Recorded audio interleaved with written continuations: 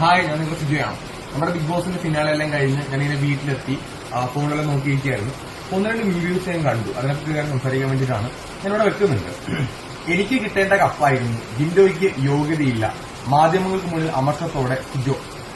The complete Malayali എന്ന് പറയുന്ന ചാനലിന് അതൊരു പേജിലേക്കാണ് ഈ ഒരു വാർത്ത വന്നിരിക്കുന്ന വീഡിയോ ഉണ്ട്. വേറെ ഒന്ന് രണ്ട് യൂട്യൂബ് ചാനലിൽ കൂടെ സമാനമായ രീതിയിലുള്ള കമ്പനിയും ടൈറ്റിലും കൊടുത്തുകൊണ്ട് ഒരു വാർത്തയെ കണ്ടു. ഞാൻ എവിടെയാണ് എന്റെ പൊന്നു ബ്രോ, എനിക്ക് കിട്ടേണ്ട കപ്പായിരുന്നു ഞാൻ എവിടെയാണ് പറഞ്ഞേ? ജിൻഡോയ്ക്ക് യോഗ്യതയില്ല. ആ പാവപ്പെട്ട ജിൻഡോ ബ്രോ ആ മനുഷ്യനോട് ഒരുപാട് കഷ്ടപ്പെട്ടതാണ് കപ്പടിച്ചതെന്നാണ് എയർപോർട്ടിലേക്ക് എത്തിയ സമയത്ത് ഞാൻ പറഞ്ഞത്. ആ പുള്ളിക്ക് ജിൻഡോ ബ്രോയ്ക്ക് കപ്പ് കിട്ടാൻ യോഗ്യതയില്ല എന്ന് എവിടെയും ഞാൻ പറഞ്ഞിട്ടില്ല. അപ്പൊ ഞാൻ പറയാത്ത കാര്യങ്ങൾ നിങ്ങൾ ഇങ്ങനെ വാർത്തയായിട്ട് കൊടുക്കുമ്പോഴത്തേക്കും ജിൻഡോ ബ്രോയ്ക്ക് ആണെങ്കിൽ തന്നെ കണ്ടുകഴിഞ്ഞാൽ എന്ത് തോന്നുന്നു? എനിക്ക് കണ്ടപ്പോൾ തന്നെ ഒരുപാട് ബുദ്ധിമുട്ട് തോന്നി. പറയാത്ത കാര്യങ്ങൾ കമ്പനിയിലും ടൈറ്റിലും ആക്കി ഇത് വാർത്ത കൊടുക്കുന്നുമുണ്ട്. ഞാൻ ചെന്നൈയിൽ നമ്മുടെ നാട്ടിലേക്ക് വരുന്ന സമയത്ത് അവിടെ വെച്ച് ഒരു ഓൺലൈൻ ചാനൽസ് അതിന്റെ ചെറിയ വീഡിയോസ് എടുക്കുന്ന സമയത്ത് എന്റെ അടുത്ത് അവർ ചോദിച്ചിട്ടുണ്ടായിരുന്നു സിജോ ബ്രോയ്ക്ക് എക്സൈറ്റ്മെന്റ് ഉണ്ടോ എന്നുള്ളത്. എനിക്ക് എക്സൈറ്റ്മെന്റ് ഇല്ല എന്ന് ഞാൻ പറഞ്ഞു. അത് തീർച്ചയായിട്ടും ഞാൻ പറഞ്ഞു, ഇപ്പോഴും ഞാൻ മാറ്റി പറയുന്നില്ല. എനിക്കൊരു ആവേശമൊന്നും എനിക്ക് ഉണ്ടായിരുന്നില്ല. കാരണം എന്നെ സംബന്ധിച്ചോളം ഞാൻ അവിടെ ബിഗ് ബോസിലേക്ക് പോകുന്ന സമയത്ത് 25 പേര് ഞാനടക്കം പോകുന്നുണ്ട്. അപ്പൊ എല്ലാവരുടെ ആഗ്രഹം കപ്പടിക്കുക എന്നുള്ളതാണ്. എന്റെ ആഗ്രഹവും കപ്പടിക്കുക എന്നുള്ളതായിരുന്നു. എനിക്ക് രണ്ടാമത്തെ, അതായത് 16 ദിവസം കഴിഞ്ഞ് 3ാമത്തെ ആഴ്ച എനിക്ക് അവിടെ നിന്ന് ഇറങ്ങേണ്ടി വന്നു. എന്റെ ഫിസിക്കൽ കണ്ടീഷൻ ഭയങ്കരമായിട്ട് മോശമായി. എനിക്ക് തിരിച്ചെത്തിയതിനു ശേഷം ഞാൻ ആഗ്രഹിക്കുന്ന പോലെ എനിക്ക് കളിക്കാനായിട്ട് സാധിച്ചില്ല. അപ്പൊ അതിന്റെ സങ്കടം എനിക്ക് തീർച്ചയായിട്ടും ഉണ്ട്. ഞാനാണെന്നുണ്ടെങ്കിൽ 90 ദിവസം കഴിഞ്ഞിട്ടാണ് പുറത്താകുന്നത്. അപ്പോൾ ഫിനാലേക്ക് തൊട്ട് മുന്നേയുള്ള ആഴ്ച ഞാൻ പുറത്താകുമ്പോൾ എനിക്ക് സങ്കടം ഉണ്ടാവും. ഞാൻ സത്യസന്ധമായിട്ടാണ് ഞാൻ പറഞ്ഞത് എനിക്ക് ആവേശമില്ല എന്നുള്ളത്. തീർച്ചയായിട്ടും എനിക്ക് ആവേശം ഇല്ലാഞ്ഞുകൊണ്ടാണ് ഇല്ല എന്ന് തന്നെ ഞാൻ പറഞ്ഞത്. അതിപ്പോ ജിൻഡോ ബ്രോ കപ്പടിച്ചതിനകത്ത് ആവേശമില്ല എന്നുള്ളത്, എനിക്ക് ആവേശമില്ല. അതായത് ഞാൻ ഇല്ലാത്ത ഞാൻ എങ്ങനെയാണ് ഉണ്ടാക്കി പറയാ. അതിപ്പോ 5 പേരാണ് അവിടെ ഉണ്ടായിരുന്നത്.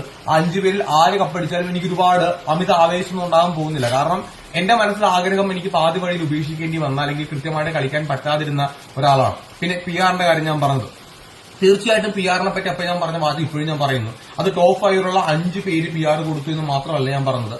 25 പേര് ടോട്ടൽ വന്നിട്ടുണ്ട്. അതിൽ ഒരുപാട് ആൾക്കാർ ലക്ഷക്കണക്കിന് രൂപ കൊടുത്ത് PR കൊടുത്തതായിട്ടും വോട്ട് വാങ്ങിച്ചതായിട്ടും അല്ലാന്നുണ്ടെങ്കിൽ മറ്റുള്ള ആൾക്കാരെ ഡീഗ്രേഡ് ചെയ്യാനായിട്ട് വ്യക്തിഹത്യ ചെയ്തുകൊണ്ട് ഒരുപാട് കമന്റ് ചെയ്യുകയും വീഡിയോസ് ചെയ്യുകയും അല്ലെങ്കിൽ വീഡിയോ ചെയ്യാനായിട്ട് ഏൽപ്പിക്കുക, കമന്റ് ചെയ്യാനായിട്ട് വ്യക്തിപരമായിട്ട് അധിക്ഷേപിക്കാനായിട്ട് കമന്റ് ചെയ്യാൻ ഏൽപ്പിക്കുക, ഇതേപോലുള്ള PR-കൾ പോലും ഏൽപ്പിക്കുന്നതിനോട് എനിക്ക് ഒരു യോജിപ്പുമില്ല. അത് ഞാൻ ഹൌസിൽ വെച്ചും പറഞ്ഞിട്ടുണ്ട്, ഇപ്പൊ വീണ്ടും പറയുകയാണ്, പുറത്തിറങ്ങിയിട്ടും പറഞ്ഞ അതേ കാര്യം തന്നെയാണ്. അത്തരത്തിലുള്ള PR വർക്കിനോട് എനിക്ക് ഒരു യോജിപ്പില്ല. അങ്ങനെ PR കൊടുത്തുകൊണ്ട് ബിഗ് ബോസിലേക്ക് പോകുന്ന സമയത്ത് എല്ലാവർക്കും ആർമി ഗ്രൂപ്പ് ഉണ്ടാവും, സപ്പോർട്ട് ചെയ്യാനായിട്ട് ഒരുപാട് ആൾക്കാർ വരും.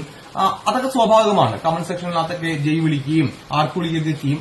അത് അങ്ങനെ താനെ ഒരുപാട് ആൾക്കാർ കൂടി വരുന്നത് അത് PR ആണെന്ന് ചോദിച്ചു കഴിഞ്ഞാൽ പബ്ലിക് റിലേഷൻ മേ ബി അതൊരു PR ആയിട്ടാണ് കൂട്ടാം. പക്ഷെ സാമ്പത്തികം ഒരുപാട് കൊടുത്തുകൊണ്ട് ഒരു ഗ്രൂപ്പിനെ ഏൽപ്പിച്ച് അങ്ങോട്ടും ഇങ്ങോട്ടും ഫൈറ്റ് ചെയ്യിപ്പിക്കുന്ന PR-നോട് എനിക്ക് ഒരു യോജിപ്പുമില്ല. അതിനോട് ഇപ്പോഴും ഞാനതിൽ പറഞ്ഞ വാചകത്തിൽ ഉറച്ചു നിൽക്കുകയാണ്. ഞാനതിൽ ആരുടെയും പേരെടുത്ത് പറഞ്ഞിട്ടില്ല.